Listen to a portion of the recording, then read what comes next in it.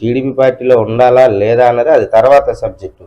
ఇక్కడ ఏంటంటే నా వెనక కావాలని ఇలా చేపించి నా పేరు నెట్టేసి వీళ్ళు కులస్తులు ఒడ్రు కులం ఎలాంటిది ధైర్యం లేదు, వీళ్ళు కులంలో ఏం చేసినా ఎవడు పట్టించుకోడు అన్న కాన్సెప్ట్ మొత్తంలో కూర్చున్నారు ఇక్కడున్న కొంతమంది నాయకులు. సరే కూర్చుని వాళ్ళ కులం వాళ్ళకి గొప్ప అయితే మా కులం మాకు గొప్ప, దీని ప్రకారంగా ఏం చేస్తున్నారు అన్నది నాకు ప్రతిదీ పోలీస్ స్టేషన్లో అర్థమైపోయింది.